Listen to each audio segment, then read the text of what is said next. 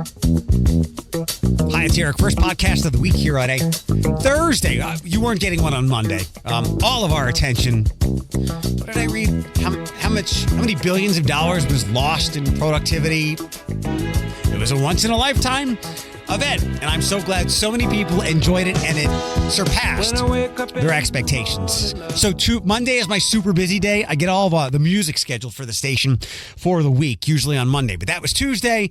Yesterday, you got the story.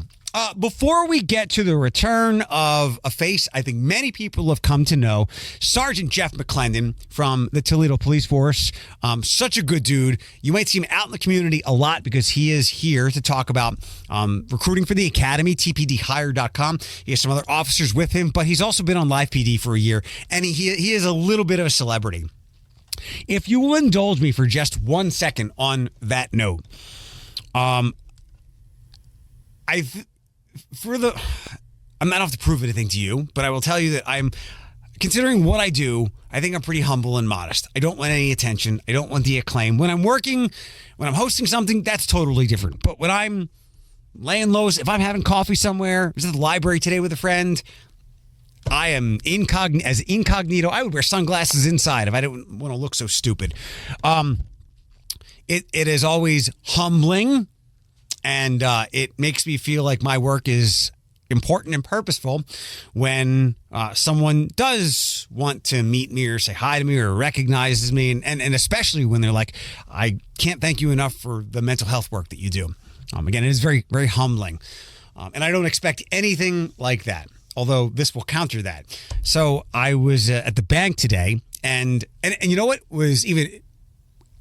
It's humbling and even more surprising when those sentiments come from someone who doesn't look like they would be a listener to the kind of lifestyle that I have been a part of over the last, 10 years. You don't look like you listen to Britney Spears throwbacks. You don't look like you get my point. So that's always nice when I know that I made an impact beyond who I am hoping to have in my orbit. Today, at the bank, there are two women who I for sure thought would be in my orbit based on what they look like and what their lifestyles seem to be like. I'm not stereotyping. I'm just being intuitive. Certainly of the age. One might have been a couple of years older than me. One might have been a couple of years younger than me. Now, it was a bank, so they were dealing with my legal name. And they had asked, what I do at work. I'm like, I host a radio show and help run a radio station. And they, as usual, one of them was confused about 105.5. Thought it was 101.5. No, we're not the river. There's a lot of confusion. It sucks, blah, blah, blah. But I was a bit surprised seeing who they were, that they didn't know me. I am not dropping a don't you know who I am. I'm just telling you it was a bit surprising considering who they were. And it's a humbling reminder that I could do more work if I wanted to be out there that much more. And I haven't wanted to be this year or so. But just being humbled is good. Humble pie doesn't taste good when it first go down, but it's potent calories. It's like a vegetable. Eat your fruits, eat your vegetables, eat your lean protein. That's humble pie. But when it doesn't taste good. We'll get to the TPD people in just a couple minutes. It was OJ died today. So the two funny things. I came across a headline on Drudge. Cancer murders OJ. And Mookie sent this my way. OJ can finally rest knowing his wife's killer is dead. I remember growing up, it was the moon landing or Kennedy's assassination. Those were moments of people older than us where they knew where they were. I think the OJ chase it was Al Cowlings in the Bronco on the LA highway. That was the first moment where I will never forget where I was. I can remember everything, almost everything. It was a Friday afternoon, June 17th in 94, so late spring. I had a baseball game. I was 15 years old. I remember where the baseball game was. I don't remember the name. Maybe we were like Archbishop Ryan Field or something. And I remember we started to hear that OJ is on the loose, like OJ is a fugitive. And we all couldn't wait to finish the game, to get in the car, to listen on the radio, to see what the hell was going on, and then get home and see it. It was a beautiful, sunny, warm day where I was. I remember when I was that young, I knew, like, I could tell, again, more intuition. I'm like, oh, he's like and this was most of us, I think. Oh, he's totally guilty. I don't want him to be guilty. I don't want to think that this football player, who was not somebody I watched, but he was a football player, and I like, athletes. I don't want to believe that he did it, but I knew that he did it. It's also, I found the irony when he was finally arrested and tossed in jail for however long. He was caught and arrested for stealing his own stuff? Is that what it was? Like, that was the aggravated assault charge? And it was irony. Like, they couldn't get him on the murder charge, even though he got nailed in the civil suit, but they get him for stealing his own stuff. Quite comparable to the legendary, or infamous is a better word, Al Capone, who they could never get him for being a gangster. They got him for tax evasion. By the way, Monday is tax day, so timing on that. Two other things to reminisce. Olga's. You went to it in the mall here, right? My mom took me to it at Oxford Valley Mall when I was a kid. And what was I eating that was that doughy deliciousness? There is an Olga's that has opened up. It is on Airport. I believe, it's in Holland, 7723 Airport. So there's a memory. And also, where's the last thing? There might be a Monopoly movie from Margot Robbie's production company. I was wowed and in awe as a kid when I would play Monopoly because my dad told me when he and his family, who went down to the Jersey Shore all the time, he told me that all those places that you land on, Connecticut and Baltic, Illinois, Pennsylvania, Park, all that stuff, they were streets and places where he went to in Atlantic City. And when I was 7 and he showed me that, I mean, granted, he could have showed me a $5 bill and I would have been in awe. But it was kind of neat to look up and see those streets and places that they were on a game board. Was there one more thing that we had to tap into today? Yes. A shout out to the brilliant and one of the best writers with prose I've ever read, David Briggs, the sports columnist for The Blade. He gave a mini preview of Toledo native, undefeated heavyweight champion, I believe, Jared Anderson. You remember him. He fought here at home at the Huntington Center last July 4th. Since then, he has been acting like an idiot. I think there was one drunk driving or driving under the influence. There was another police chase. And David got in touch with Jared and asked him the hard questions. And Jared gave the answers that you would expect. I've got to change. These are my mistakes. I got to do better. Words are one thing. Actions are other things. I get it. He's young. He's probably very rich. He is extremely talented. Before long, he could be one of the more recognized athletes in the country, even though boxing isn't what it once was. So he's got to get his shit together. I hope he beats the shit out of his opponent, and I hope he beats the shit out of his own personal opponents he's dealing with. That's it. Let's talk to Geoff and the team with TPD Hire about the police academy now. Good to welcome back the star of Toledo's Live PD, Officer Geoff Mclendon. Good to see you. Good to see you as well. How you doing? You're doing the runaround again because we're trying to get the academy all filled up, right? Yes, we're looking for a new class for 2025, March of 2025. As we start out here, I have a bunch to run by you and ask you. But first up, for those that want to apply and then testing process, let me get those quick details. Okay, so the first thing they want to do is go to tpdhire.com. We made it pretty simple. We put everything on that platform there. So if they go to tpdhire.com, they're able to fill out a city application and schedule to take the National Testing Network's test. Okay. Can you introduce your coworkers, if you would so, please? Yeah, so here with me today, I'm part of the recruitment team. I got Officer Walkup here to my left, and then also Officer Zavetto at my left as well. So you guys all, what was your last name? Servetto? Officer Servetto. Are you guys out on the streets doing duty and patrol, or is it just mostly recruitment? Typically, we are patrol, and then we're in the special assignment recruitment right now. Awesome. About the next 6 months. What has being out there on the streets been like since the last time we spoke? Not to get real morbid or anything, and I haven't seen the number, which is good, but I know we have had a less violent, less murderous 2024 so far, Geoff. So it's been pretty good. That's why we brought these two officers off the street to help us get more officers out there. We're looking to hopefully get a class of 40 officers for the next class. So I think it's pretty good. I think last year we had around 520 people that applied to be police officer. We want to get more this year. Looking at least get over 600 people apply to be police officer. But the perception is pretty good out there. People seem like they're loving the police more. So we want to get out there and get those people interested and sign up. You kind of dodged my question, but that's totally okay. Are they loving the police more? Like, seriously, we kind of joked, we laughed a little bit a year ago. Has it been a year on Live PD? I'll say about a year. Okay.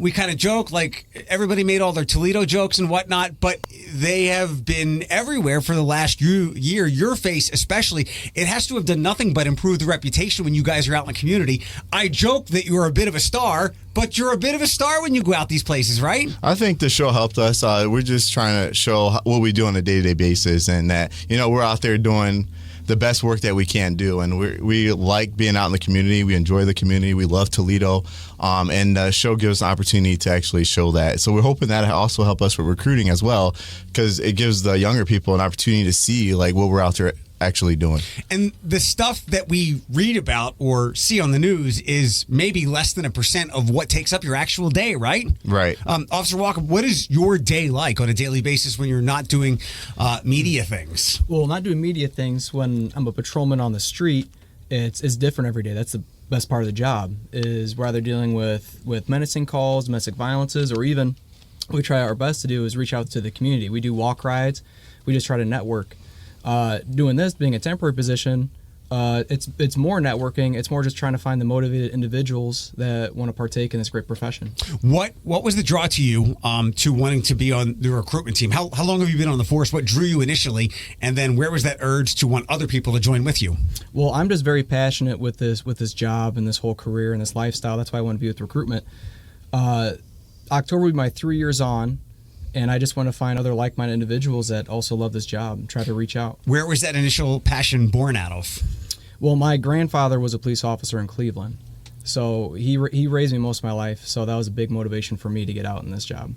Officer Cervetto, what was the draw to you? Same question. What was the initial draw to you to be on the police force and then to want to be a part of this, to ask other people to join in what you do? So I grew up in Toledo, so for me it was kind of just giving back to the community. As far as the recruitment, I had a good experience going through starting the academy and starting the hiring process with the recruitment unit.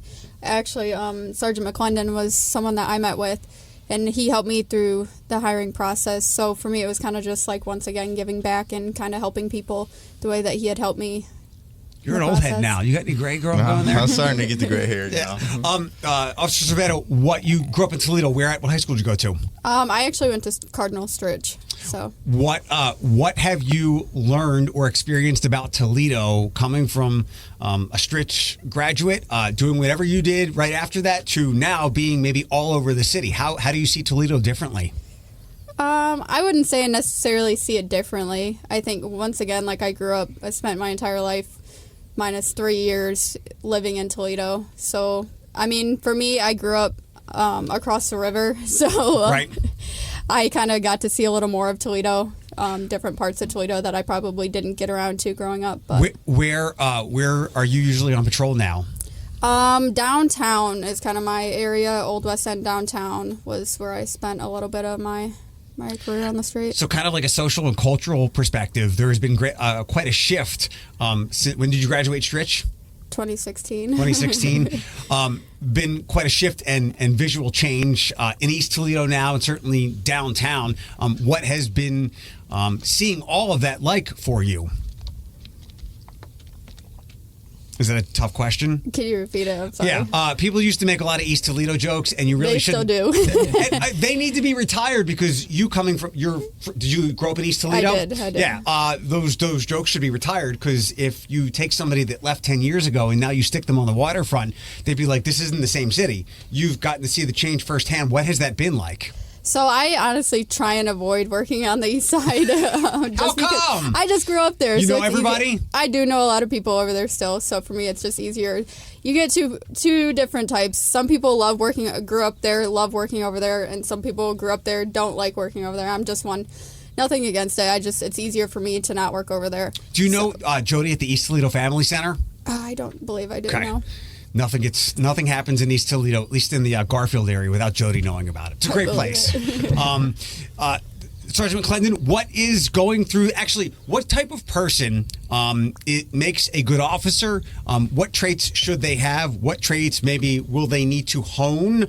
What kind of person makes for a good police officer? Someone who at least make it through the academy and then maybe learn to love the job going through that. Right. I mean, I just think you have to have a willingness to want to help people. I mean, that's the main priority. The other thing is we're looking for people of good moral character, right? So we want people that's going to hold like integrity, that have integrity. Those are the type of people we're looking for. The nice thing about Toledo, we're a large department, so we have our own police academy. So you don't need to have a law enforcement experience. You don't have to go to school for criminal justice. You can have a business degree, accounting degree. And if you're willing to step up and serve your community, we'll train you. We'll train you to be a police officer. And I think that's the one thing I like about Toledo.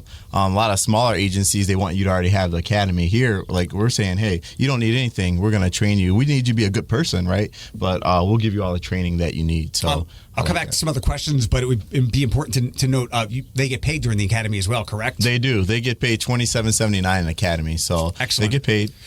How do you go about judging someone's moral character other than, especially if they don't have any criminal backgrounds or anything like that? A moral compass can be a moving object. How can somebody know if they're the right person, or how do you know if someone is the right person? Well, we do background checks, and we also reach out to references. So, when you fill out the background packet, we ask you to put down references, and we do make contact with those references. So I always tell people, you're younger now, but what you do now can have a consequence later, right? So I always tell people you want to try to stay out of trouble. If you want to be a police officer and do those kind of things, because we're going to be reaching out to the references, we're going to be following up to make sure that we hire the right people. We don't want anyone out there. We want the right people out there.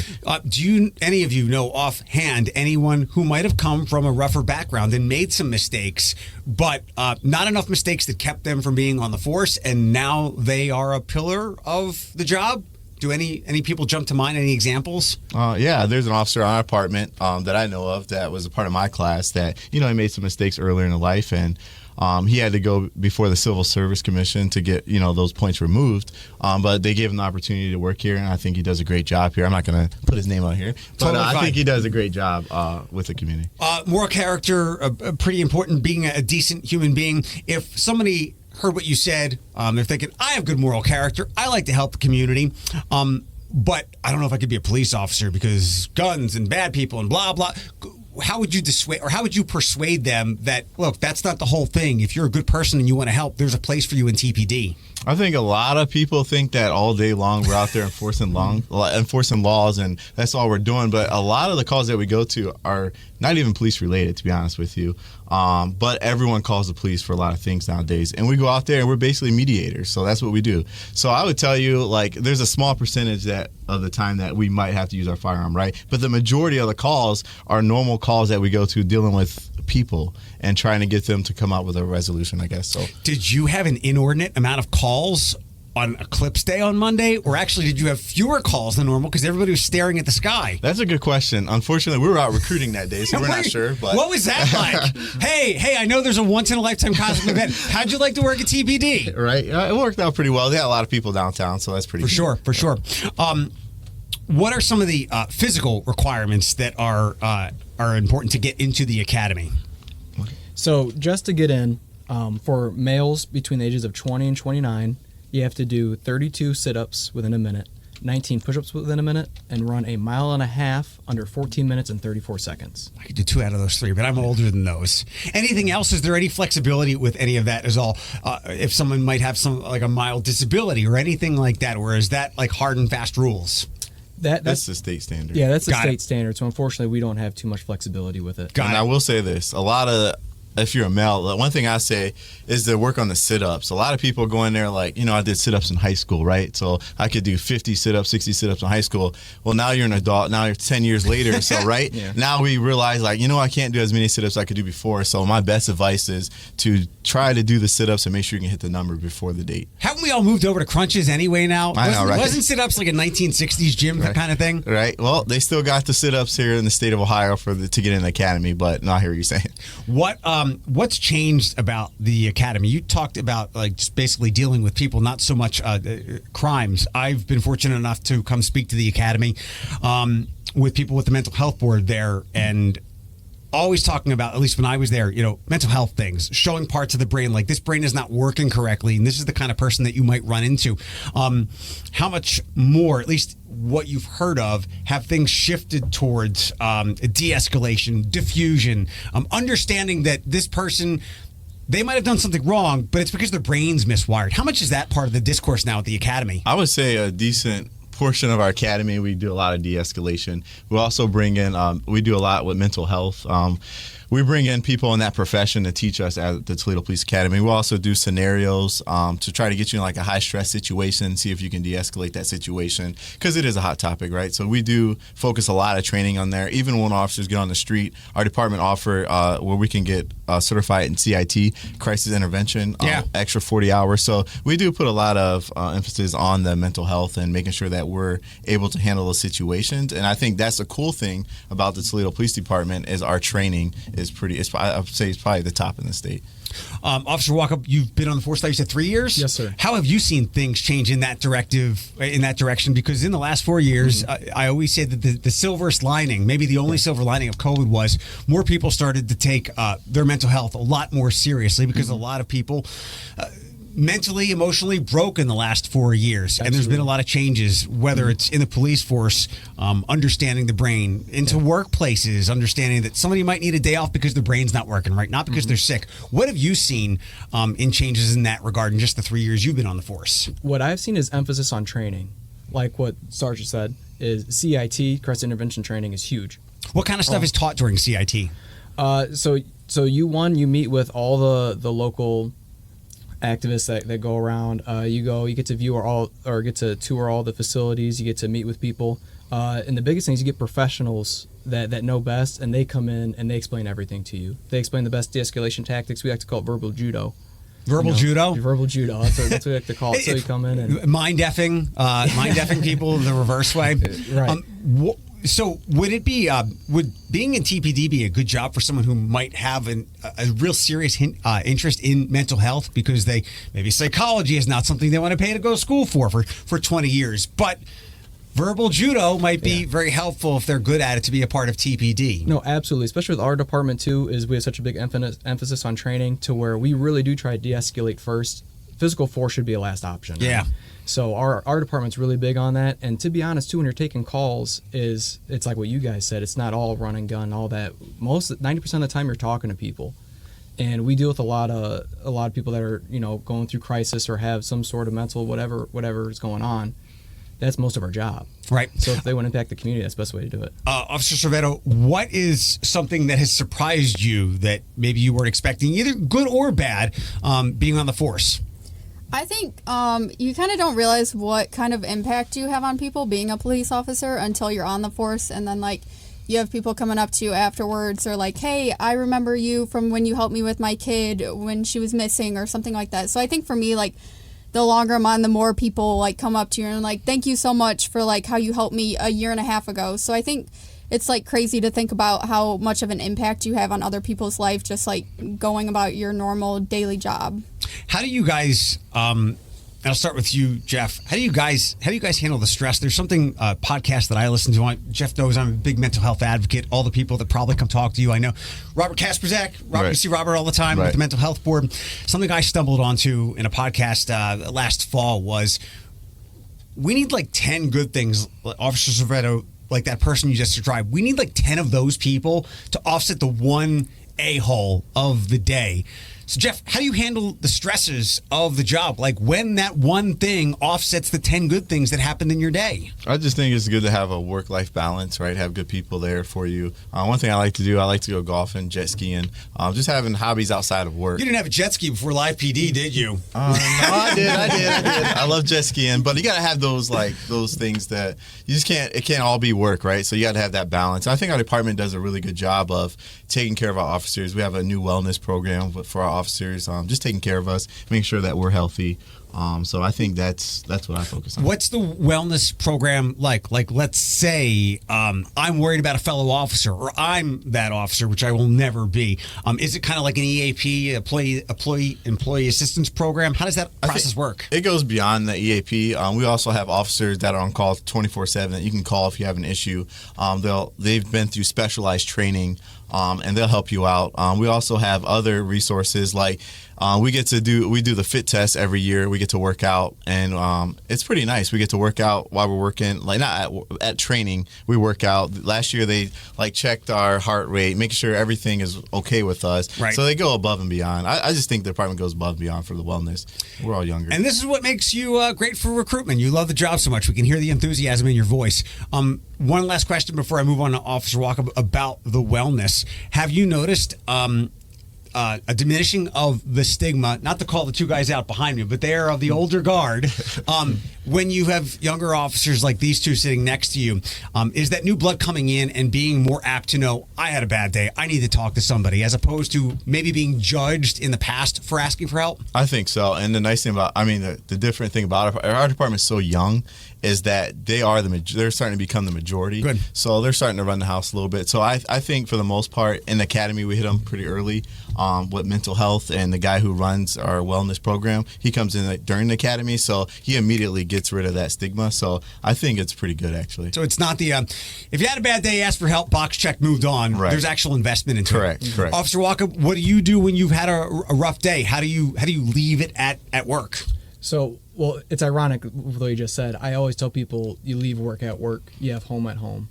It's hard to do, though, right? It is. Well, I adopted 2 dogs. Good for you. I like him a lot puppies. more now. Yeah. Where'd you get him from? Humane Society, of course. What are their names? Thor and Scout. Okay. And my 2 little angels. Okay. But so I do that, and then a big thing is you have to always be in communication with your friends and family. Because the moment you isolate yourself, that's when you go down the rabbit hole. Yeah. I always tell everybody, keep constant communication. I always hang out with my friends, cops or not cops. I always hang out with my family. That's the biggest thing that I say.